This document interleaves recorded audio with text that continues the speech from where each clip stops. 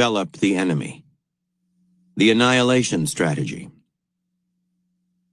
People will use any kind of gap in your defenses to attack you or revenge themselves on you.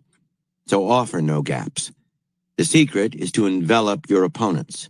Create relentless pressure on them from all sides, dominate their attention, and close off their access to the outside world. Make your attacks unpredictable to create a vaporous feeling of vulnerability. Finally, as you sense their weakening resolve, crush their willpower by tightening the noose. The best encirclements are psychological. You have surrounded their minds. The Horns of the Beast. In December 1878, the British declared war on the Zulus, the warrior tribe of present-day South Africa. The rather flimsy pretext was border troubles between Zululand and the British state of Natal. The real aim was to destroy the Zulu army, the last remaining native force threatening British interests in the area, and to absorb Zulu territories into a British-run confederation of states. The British commander, Lieutenant General Lord Chelmsford, drafted a plan to invade Zululand with 3 columns. The central one aimed at the capital of Ulundi, the heart of the kingdom. Many Englishmen in Natal were thrilled at the prospect of war and all the potential benefits of taking over Zululand, but no one was as excited as 48-year-old Colonel Anthony William Durnford. For years, Durnford had bounced from one lonely British Empire outpost to another, finally ending up in Natal. In all his years of military service, Durnford had not once seen action. He yearned to prove his valor and worth as a soldier, but he was approaching the age when such youthful dreams could no longer be fulfilled. Now, suddenly, the impending war was sending the opportunity his way. Eager to impress, Durnford volunteered to organize an elite force of native soldiers from Natal to fight alongside the British. His offer was accepted, but as the British invaded Zululand in early January 1879, he found himself cut out of the main action. Lord Chelmsford did not trust him, thinking his hunger for glory made him impetuous. Also, for someone with no battle experience, he was old. So Durnford and his company were stationed at Rorke's Drift in western Zululand to help monitor the border areas with Natal. Dutifully but bitterly, Durnford followed his orders. In the first days after the invasion, the British failed to locate the main Zulu army, only trickles of men here and there. They were growing frustrated. On January 21st, Chelmsford took half of the central column, which was encamped at the foot of a mountain called Isandlwana, and led it east in search of the Zulus. Once he had found the enemy, he would bring the rest of his army forward. But the elusive Zulus might attack the camp while he was away, and the men at Rorke's Drift were the closest reserves. Needing to reinforce Isandlwana, he sent word to Durnford to bring his company there. As colonel, Durnford would now be the highest-ranking officer at the camp, but Chelmsford could not worry about Durnford's leadership qualities. The impending battle was the only thing on his mind. Early on the morning of January 22nd, Durnford received the news he had been waiting for all his life. Barely able to contain his excitement, he led his 400 men east to Isandlwana, arriving at the camp at around 10 a.m. Surveying the land, he understood why Chelmsford had put his main camp here. To the east and south were miles of rolling grassland. Zulus approaching from that direction would be seen well in advance. To the north was Isandlwana, and beyond it the plains of Nutu. This side was a little less secure, but scouts had been placed at key points in the plains and at the mountain passes. Attack from that direction would almost certainly be detected in time. Shortly after his arrival, Durnford received a report that a seemingly large Zulu force had been spotted on the plains of Nutu heading east, perhaps to attack Chelmsford's half of the central column from the rear. Chelmsford had left explicit orders to keep the 1,800 men at Isandlwana together. In case of attack, they had enough firepower to defeat the entire Zulu army, as long as they stayed concentrated and kept their lines in order. But to Durnford, it was more important to find the main Zulu force. The British soldiers were beginning to grow edgy, not knowing where this vaporous enemy was. The Zulus had no cavalry, and many of them fought with spears. Once their hiding place was uncovered, the rest would be easy. The superior weaponry and discipline of the British soldiers would prevail. Durnford thought Chelmsford was too cautious. As senior officer at the camp, he decided to disobey orders and lead his 400 men northeast, parallel to the plains of Nutu, to find out what the Zulus were up to.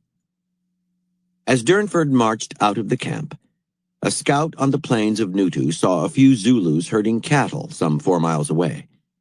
He gave chase on his horse, but the Zulus disappeared into thin air.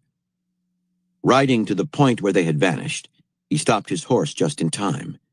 Below him lay a wide, deep ravine, completely hidden from the surface of the plains, and crowded into the ravine as far as he could see in both directions were Zulu warriors in full war regalia, an eerie intensity in their eyes. They seemed to have been meditating on the imminent battle. For a second, the horseman was too stunned to move, but as hundreds of spears were suddenly aimed at him, he turned and galloped away. The Zulus quickly rose and began clambering out of the ravine.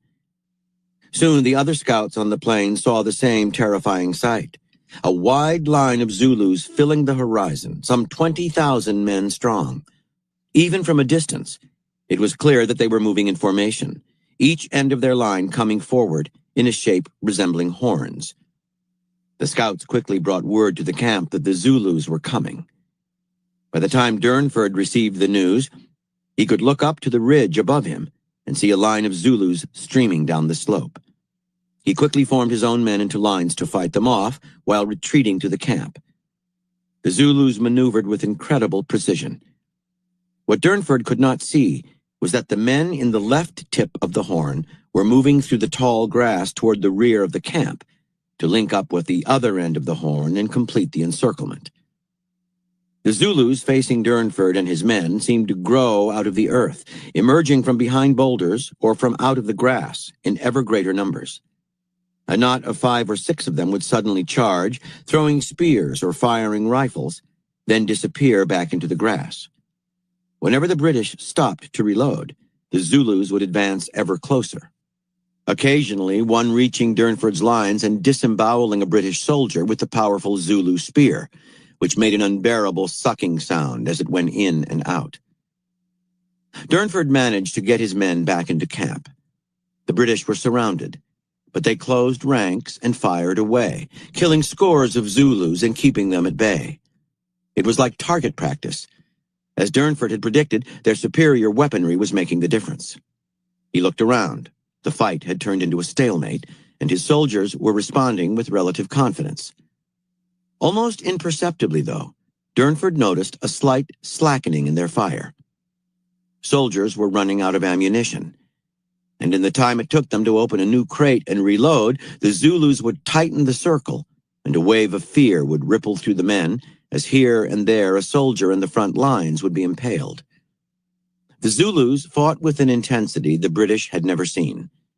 Rushing forward as if bullets could not harm them, they seemed to be in a trance. Suddenly, sensing the turning point in the battle, the Zulus began to rattle their spears against their shields and emit their war cry, Usutu. It was a terrifying din. At the northern end of the camp, a group of British soldiers gave way. Just a few, panicking at the sight and sound of the Zulus, now only a few yards distant. But the Zulus poured through the gap. As if on cue, those in the circle between the two horns rained spears on the British, killing many and making havoc of their lines.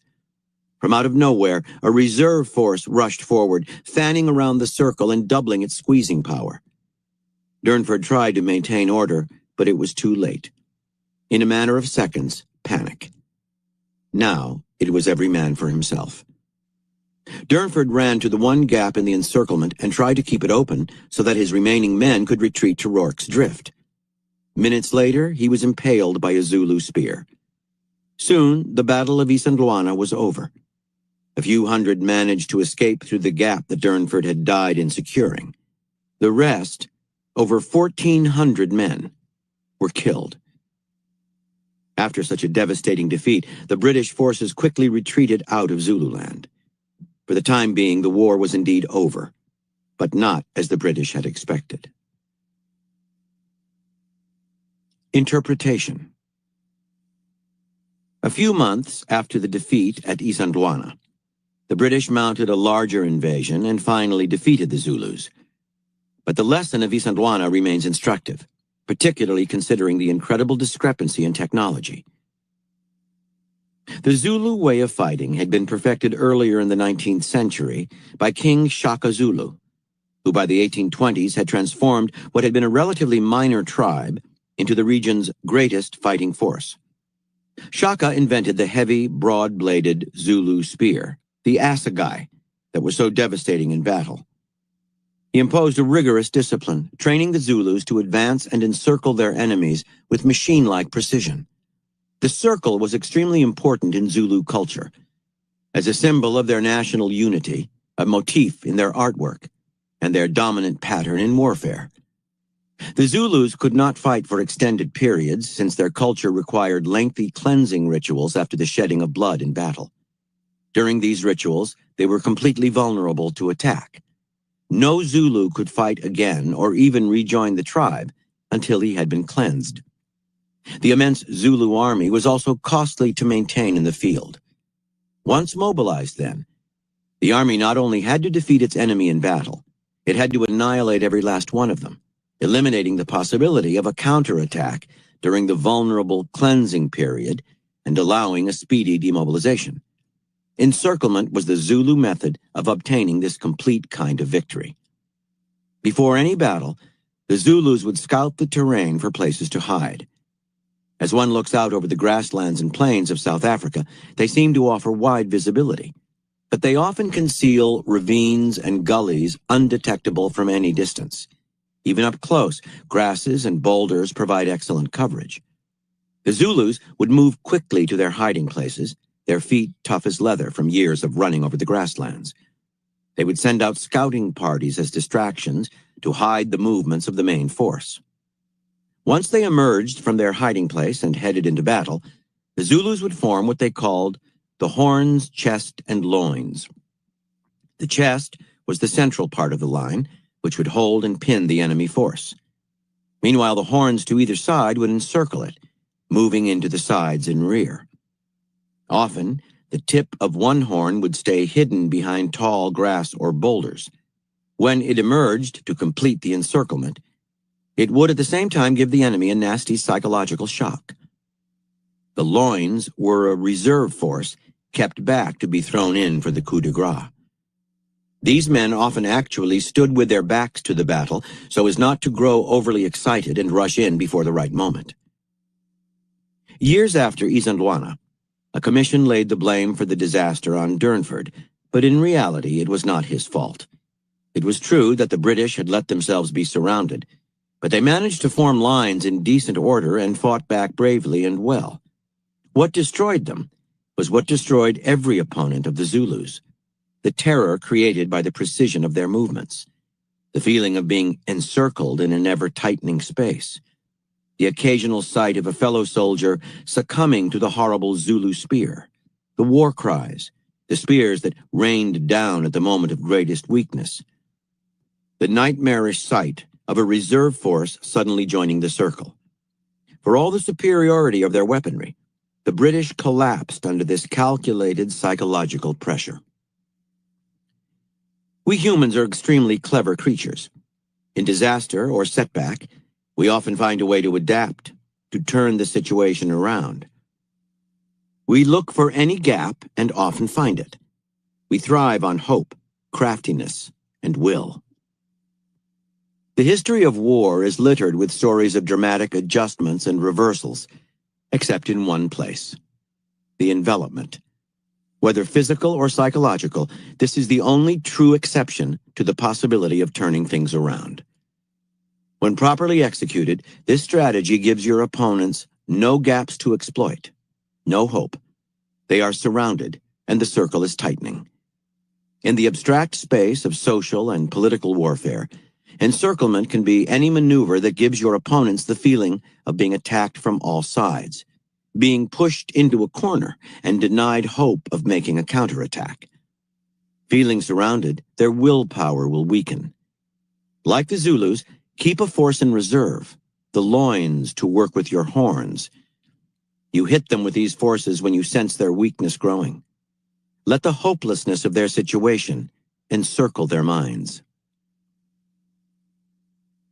By Miyamoto Musashi. You must make your opponent acknowledge defeat from the bottom of his heart. Keys to warfare. Thousands of years ago, we humans lived a nomadic life, wandering across deserts and plains, hunting and gathering. Then we shifted into living in settlements and cultivating our food. The change brought us comfort and control, but in a part of our spirit we remain nomads. We cannot help but associate the room to roam and wander with a feeling of freedom. To a cat, tight, enclosed spaces may mean comfort, but to us they conjure suffocation. Over the centuries, this reflex has become more psychological. The feeling that we have options in a situation, a future with prospects, translates into something like the feeling of open space. Our minds thrive on the sense that there is possibility and strategic room to maneuver. Conversely, the sense of psychological enclosure is deeply disturbing to us, often making us overreact. When someone or something encircles us, narrowing our options, besieging us from all sides, we lose control of our emotions and make the kinds of mistakes that render the situation more hopeless. In history's great military sieges, the greater danger almost always comes from the panic and confusion within. Unable to see what is happening beyond the siege, losing contact with the outside world, the defenders also lose their grip on reality. An animal that cannot observe the world around it is doomed. When all you can see are Zulus closing in, you succumb to panic and confusion. The battles of daily life occur not on a map, but in a kind of abstract space defined by people's ability to maneuver, act against you, limit your power, and cut into your time to respond. Give your opponents any room in this abstract or psychological space, and they will exploit it, no matter how powerful you are or how brilliant your strategies. So make them feel surrounded. Shrink their possibilities of action and close off their escape routes. Just as the inhabitants of a city under siege may slowly lose their minds, your opponents will be maddened by their lack of room to maneuver against you. There are many ways to envelop your opponents, but perhaps the simplest is to put whatever strength or advantage you naturally have to maximum use in a strategy of enclosure. In his struggle to gain control of the chaotic American oil industry in the 1870s, John D. Rockefeller, founder and president of Standard Oil, worked first to gain a monopoly on the railroads, which were then oil's main transport. Next, he moved to gain control over the pipelines that connected the refineries to the railroads. Independent oil producers responded by banding together to fund a pipeline of their own that would run from Pennsylvania to the coast, bypassing the need for railroads and Rockefeller's network of pipelines. Rockefeller tried buying up the land that lay in the path of the project, being built by a company called Tidewater, but his opponents worked around him, building a zigzag pipeline all the way to the sea. Rockefeller was faced with the classic paradigm in war. A motivated enemy was utilizing every gap in his defenses to avoid his control, adjusting and learning how to fight him along the way. His solution was an enveloping maneuver. First, Rockefeller built his own pipeline to the sea, a larger one than Tidewater's.